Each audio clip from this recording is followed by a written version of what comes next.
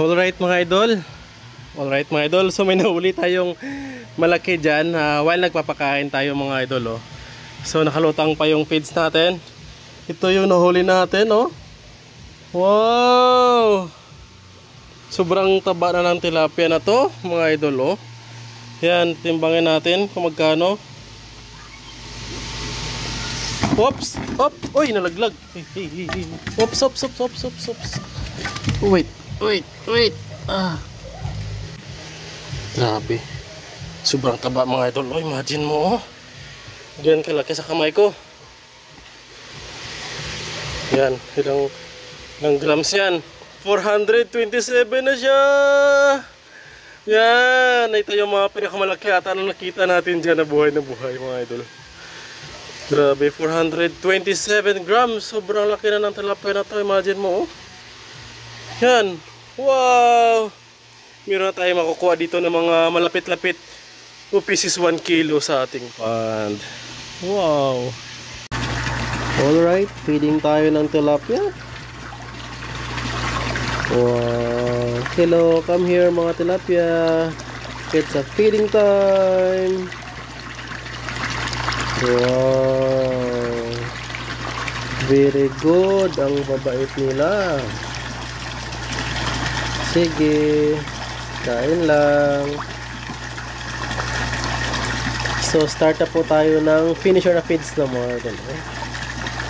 Yan, so nakakatanggal ng stress pag mga ganito kabait yung tilapia, parang makapaghinayang ibenta.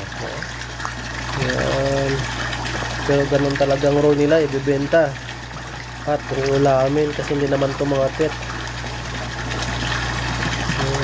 Kain lang.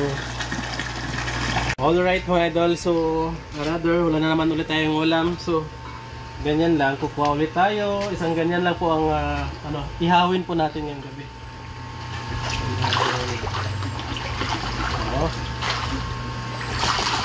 Alright, ito yung ating nakuhang ihawin. Ayan so ilan yan?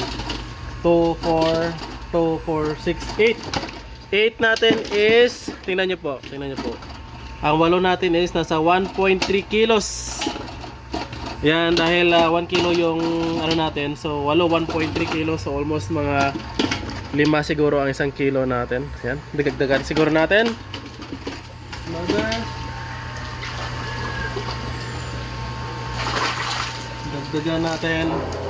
para 2 kilo yung ihawin natin. Ayan, 2 kilos sakto ang ihawin. Hala, siglit lang. May deform tayo. Ano to? Deform ang tilapia natin. Tingnan nyo po. Ano to? Maliit siya. Wala siyang buntot. Walang buntot ang tilapia natin. Napakaliit. Yan, the rest is malalaki. Ayan, tingnan nyo. Yan, siya lang po yung maliit at saka wala po siyang buntot. Babalik natin, kawawa. Alright.